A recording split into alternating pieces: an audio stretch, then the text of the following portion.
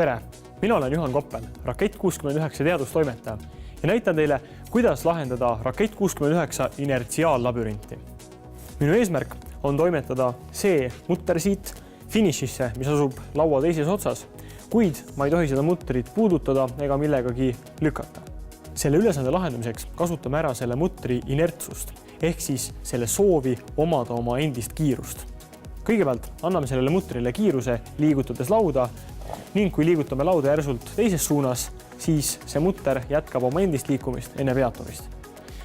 See on sarnane efekt kui see, kui me tõmbaksime laudlina laual olevate nõude alt ära ning nõud jääksid paigale. Seega, lauda liigutades on mul võimalik manipuleerida selle mutri asukohta. Kõigepealt tuleb mutril anda hoog ning siis järsult liigutada seda lauda siin all. Kuid selliste kohtade peal, kus on mustad alad, tuleb olla ettevaatlik, sest seal all on magnet. Ning kui ma selle mutriga siia magneti kohale sõidaks, jääks mutter siia üsna lootusetult kinni ning ma peaksin uuesti stardist alustama.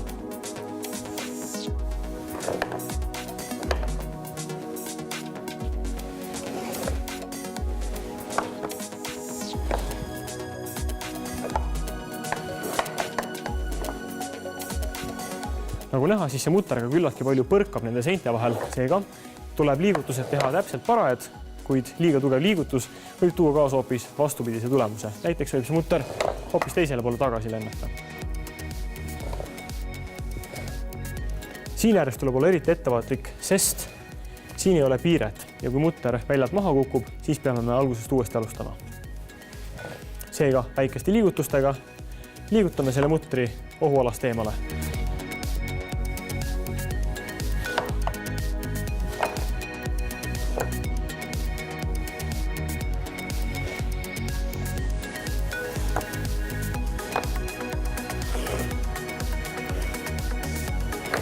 Ning suuremast ohust olemegi pääsenud.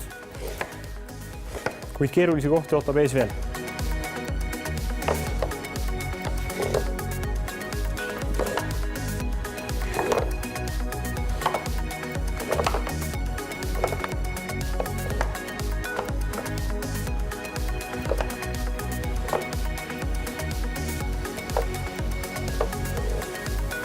Taaskord oleme jõudnud magnetite juurde, kuid need magnetid on väiksemad.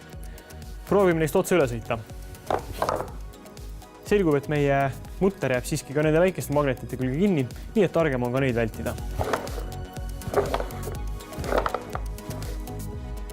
Sobiva liigutusega saame mutri siiski magnetite küljest lahti ning liigume neist ümber.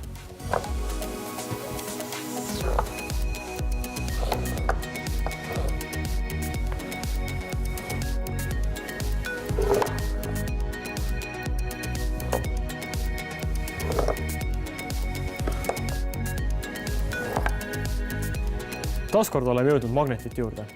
Kui eelmine kord ei õnnestunud meil magnetitest üle sõita, sest seinapõrge rikkus meie üritused, siis seekord on tee pikalt vaba ja võime proovida ühe tugeva tõmbega lihtsalt siit üle liikuda. Seega õnnestus ning võitsime omajagu aega.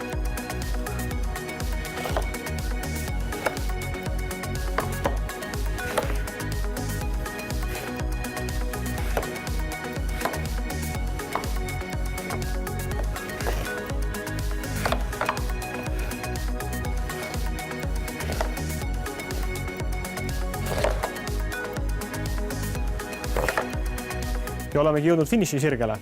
Nüüd üks sujuv liigutus finiši suunas, järsk tõmme tagasi ning mutter sõidabki finišisse. Ja meie mutter ongi edukalt ületanud finišijoone ning labürint on läbitud. Ja täpselt nii lihtne ongi lahendada Rakett 69 inertsiaallabürinti.